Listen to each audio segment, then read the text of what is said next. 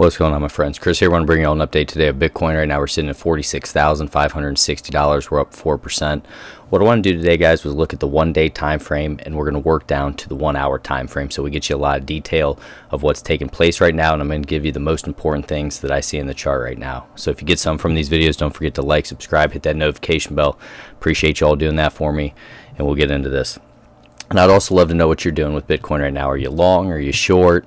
Are you just stepping back from the market right now? I'd really love to hear your opinion on things as well. So right now, guys, what I want to point out here on the 1-day time frame for Bitcoin, we are holding support of the 20 EMA. We're up above the 50, the 100, and the 200. The most important thing I'm watching for today is this candle close. If we could close like we have today, this would be a bullish engulfing candle, and it could also be our higher low. So what I have right now is an alert at around 43,638, because if we start rolling over there, guys, most likely we're not going to hold that as our higher low, right? So that could almost be a stop loss area. Say someone was entering the market at an area like this on a nice candle close, you'd want your stop loss below that area, because we want this to hold as our higher low so that we can push up and set a higher high. And it looks something like this here. So if we can continue up and we break through resistance of roughly about 48,062, then we would look to back test that and try to hold and basically turn that resistance into support and make that next leg up to where we potentially could go up to around $55,000. So that's if this area can hold, and that's why I want you guys to pay attention to the candle close here. We roughly have about 3.5 more hours until the candle close, and I think if we can get a nice close like this, that would be important for us. If we take a look at two of the indicators that I like to pay attention to, the stock RSI is at 11 and 21 right now. We have not had a positive upside cross, but typically when we do get one, guys, from a lower area like this, it can give us a nice little run to the upside. So back here we had a bullish engulfing candle while we were crossing that stock, and you can see we got a really nice run out of that. This one was a little bit weaker here, and it was more in the middle of the chart around the 50 area, but you can see same deal, bullish engulfing. So I always look for these bullish engulfing. They can tell you a lot right there. And we got a stock cross to the upside, and it continued to push us to the upside. So just something I'm keeping my eye on with it being at 11 and 21 right now. What I'd like to see is continued volume to get up through this area of 48,062, because that's going to be our spot, guys.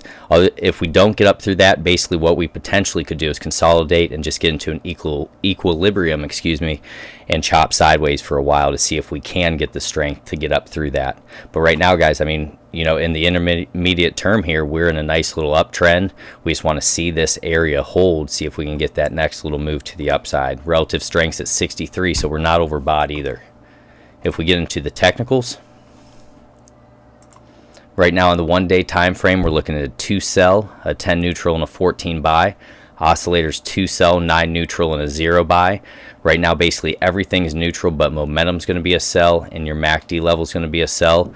And then our moving averages from our 10 to our 200 is all going to be a buy. So we're trading up above those. So that's really the key area, guys, we want to hold is this spot here. And I would also put an alert and alarm right there just to see if we're able to hold that as our higher low. Then you could put one up above this as well to see if we're going to break out through that $48,000.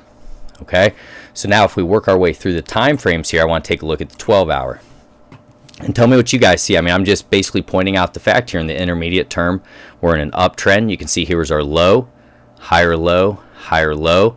You can see our high, higher high. We would want to try to put in a higher high there.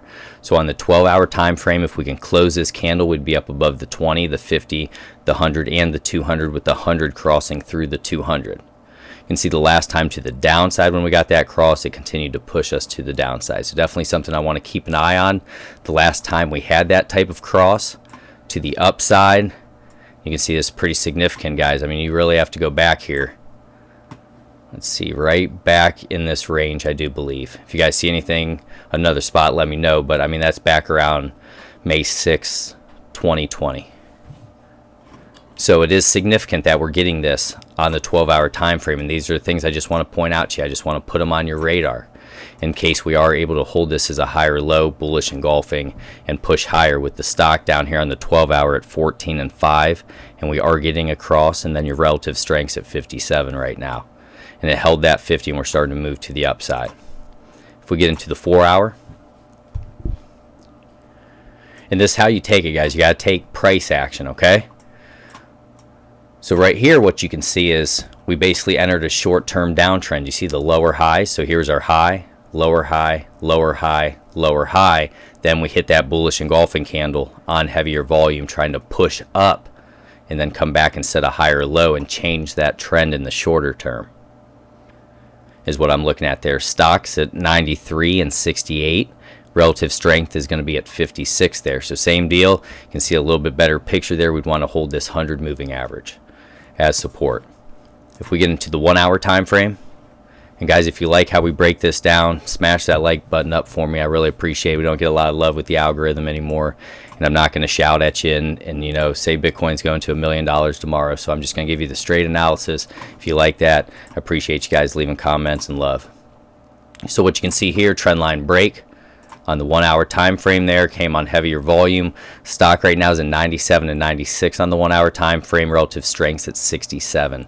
So we're going to see if we consolidate here and potentially get that next push to the upside, or if this was just some fake out and we drop lower. But you know, these are things I wanted to point out to you guys. You know, to me, looking a little more bullish than it is bearish at this point.